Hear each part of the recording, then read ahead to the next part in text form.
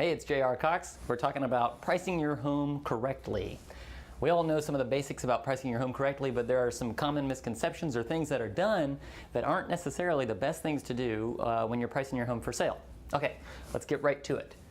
The $999 or the $900 system that a lot of people have going on. So $199, $900, right? That makes you think, well, hey, look, that looks like a bargain to some people. Sophisticated buyers don't buy that, right? The $999, it doesn't mean anything to them. They understand they're not getting a $1 discount on the item. It's not a candy bar that they're buying for 99 cents. They're looking at a house. So this doesn't really work. It also hurts you, and here's why it hurts you.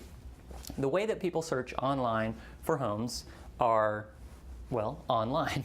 So when they're looking at houses, they have to put in a search criteria. So they may look at a 3-bedroom, 2-bath between $150,000 and $200,000. So if you put it at $999, then you're going to be within that realm. So let's say they clicked on it and they did $150 to $200. Okay. So they're going to find that property because it's the $199, $999. It's not really going to stand out just because of the $999, but what you are missing are the people who are searching the $200 to $225 or $250. So if this same buyer would be interested in your house if it was listed at $200,000, they're never even going to see it because you've got it priced at $199, $999, trying to catch these folks. So when you can, put it at the even number that's going to fall in line with those search parameters that people find on Zillow, Realtor.com, Trulia, all those places. So that way you can hit both these folks and these folks. Make sense? Okay. So the next one is the power of the number 4 and number 7. When you take a property and let's say somebody sees it priced for $274,000.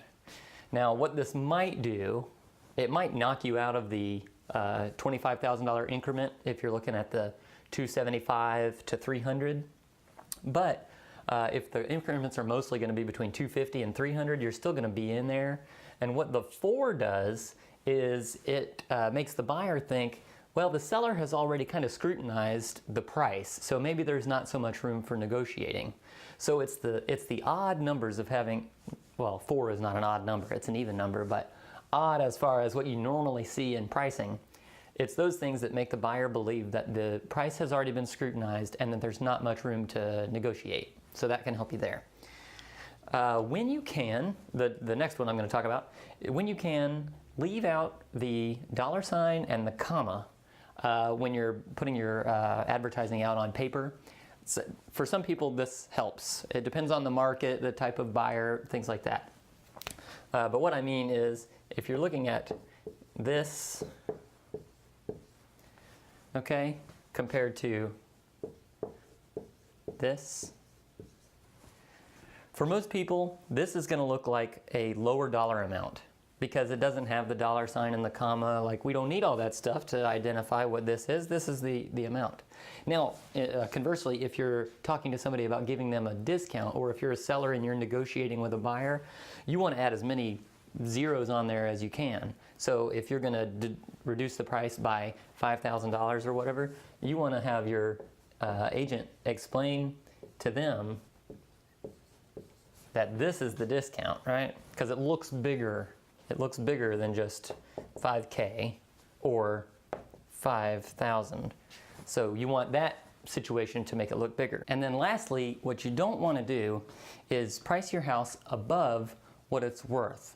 Okay? So what I'm saying here is the value of your house is here and you're pricing up here. What's going to happen there is you're going to end up not being able to sell the property, or it's going to stay on the market for a really long time, and then you're going to have to reduce and reduce and then end up selling the house down here below what it actually is valued at. So keep that in mind, and if you have any questions about any of the stuff I covered here or about anything else having to do with real estate, reach out to us. We'll be happy to help you. Thanks.